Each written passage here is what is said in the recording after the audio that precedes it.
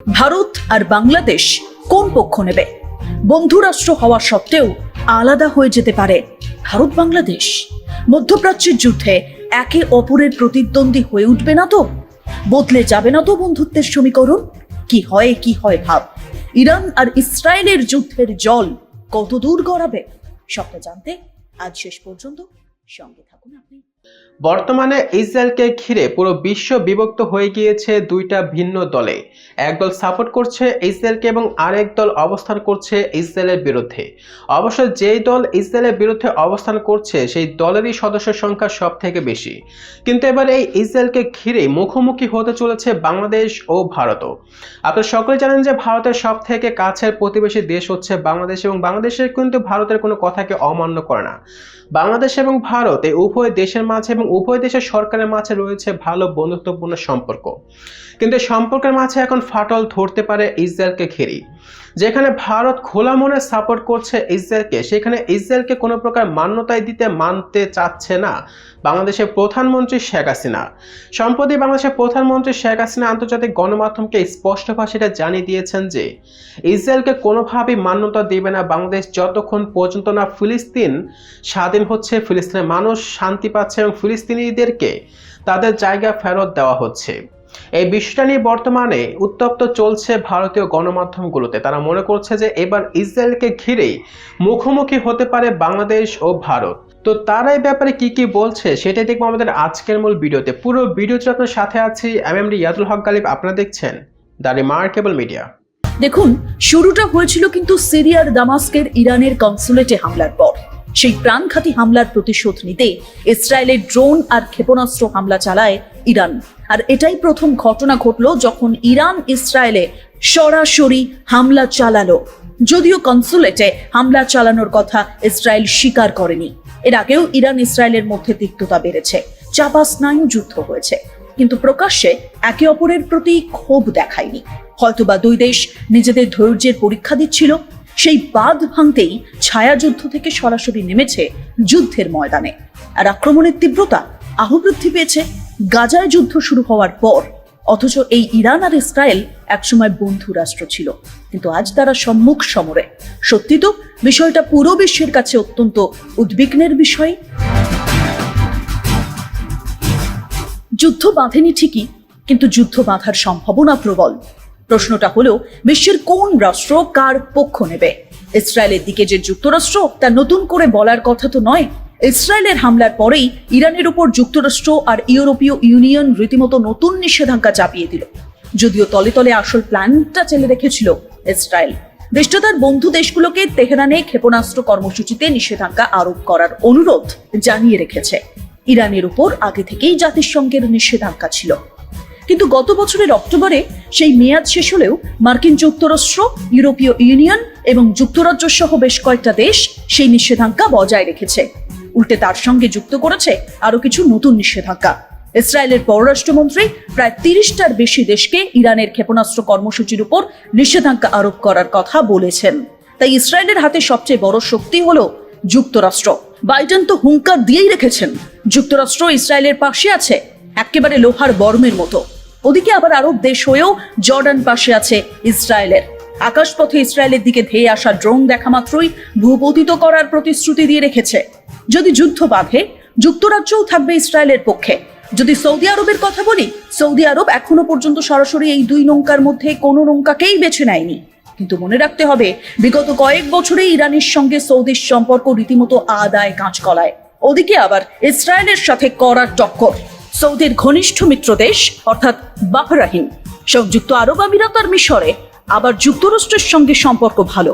সেই সূত্রে ইসরায়েলের সঙ্গে সম্পর্ক বেশ ভালোই, এমনটা মনে করছে কূটনৈতিক মহল। যদিও বিষয়টা সব ক্ষেত্রে প্রকাশ্য নয়, কিন্তু এখানে একটা সন্দিহান থেকেই যায়। এই দেশগুলো ইরানের পক্ষে দৃঢ়ভাবে কতটা দাঁড়াবে তা কিন্তু একটা বড় প্রশ্ন। এ তো গেল ইসরায়েলের কথা। যদি বলি ইরানের কথা, দেশটার দিকে কিন্তু বেশ পাল্লা ভারী। মধ্যপ্রাচ্যের বহু মিত্র গোষ্ঠী আর প্রক্সি বাহিনীর একটা শক্ত নেটওয়ার্ক গড়ে তুলেছে ইরান, যার মূল উদ্দেশ্য মার্কিন আর ইসরায়েলের স্বার্থকে সরাসরি চ্যালেঞ্জ করা।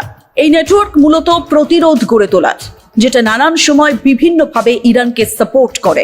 ইরানের হাতে আরেকটা পাওয়ারফুল ব্যাপার হলো সশস্ত্র গোষ্ঠী, যার মধ্যে সবচেয়ে বেশি শক্তিশালী হলো লেবাননের হিজবুল্লাহ। এই গোষ্ঠী ইসরায়েলের শত্রু, অনেকটা শত্রুর শত্রু বন্ধুর মতো। হামাসের সঙ্গে ইসরায়েলের যুদ্ধ হওয়ার পর থেকেই প্রায় প্রতিদিনই আন্তঃসীমান্ত হিজবুল্লাহর সঙ্গে ইসরায়েলের গোলাগুলি লেগেই রয়েছে। এছাড়াও ইরানকে সমর্থন করে শিয়া মিলিশিয়া গোষ্ঠী, যে গোষ্ঠী রকেট হামলা চালিয়েছিল সিরিয়ায় আর জর্ডানে থাকা মার্কিন ঘাঁটিতে। অপরদিকে ইরান তো বহুদিন ধরেই ইয়েমেনের হুতি আন্দোলনকে সমর্থন করে আসছে। স্বাভাবিকভাবেই হুতিরাও ইরানের পাশেই থাকবে। এর আগেও হুতিরা গাজায় হামাসের প্রতি সমর্থন দেখিয়েছে, উল্টে ইসরায়েলকে নিশানা করে ছুড়েছে ক্ষেপণাস্ত্র আর ড্রোন। এছাড়াও ইরানের পাশে থাকতে পারে ইরাক আর সিরিয়া। তবে হ্যাঁ, যদি যুদ্ধ বাঁধে তাহলে ইরান রাশিয়া আর চীনকে নিজের পাশে পেলেও পেতে পারে, যদিও এই দুই দেশ কূটনৈতিক দিক থেকে অত্যন্ত মেপে মেপে পা ফেলে। এই জায়গায় দাঁড়িয়ে যদি ভারতের কথা বলি, তাহলে ইসরায়েলের বন্ধু রাষ্ট্র ভারত, কিন্তু ইরানের সাথেও ভারতের সম্পর্ক খারাপ নয়। এর আগেও ভারত যেমন ইসরায়েল আর হামাসের দ্বন্দ্বে ইসরায়েলকে সাপোর্ট করেছে, আবার গাজায় ইসরায়েলের হামলার নিন্দাও করেছে। সম্প্রতি ভারতের পররাষ্ট্রমন্ত্রী এস জয়শঙ্কর ইসরায়েল ইরানের যুদ্ধ যাতে না বাঁধে তাই দুদেশের বিদেশমন্ত্রীর সঙ্গে কথা বলেছেন। অর্থাৎ এখানেই বলা যায় ভারত ইরান কিংবা ইসরায়েলের পক্ষে নাকি বিপক্ষে এই প্রসঙ্গটাই আসছে না, আসলে ভারত যুদ্ধেরই বিপক্ষে। অপরদিকে যদি বাংলাদেশের কথা বলি, গাজায় ইসরায়েলের হামলার পর থেকেই কিন্তু দেশটার অন্দরে অন্দরে ইসরায়েলের বিরোধিতা শুরু হয়েছে। ফিলিস্তিনিদের উপর অত্যাচার কিছুতেই মেনে নিচ্ছে না বাংলাদেশ। যদি দেশটার জনমতের কথা বলি, তাহলে অধিকাংশ মানুষ ইসরায়েল নয়, সাপোর্ট করবে ইরানকে, আর এখনো সেটাই করছেন। যদিও সরকারিভাবে কিংবা অফিসিয়ালি বাংলাদেশ ইরান নাকি ইসরায়েল কোন পক্ষে এই ধরনের কোনো বিবৃতি এখনো দেয়নি, তবে এই দেশটাও কিন্তু যুদ্ধের বিপক্ষে। তবে যুদ্ধ বাঁধলে ইরানকে সাপোর্ট করার সম্ভাবনা অনেকটা বেশি। ভারত আর বাংলাদেশ দুই দেশই বন্ধুত্বের নীতিতে বিশ্বাসী।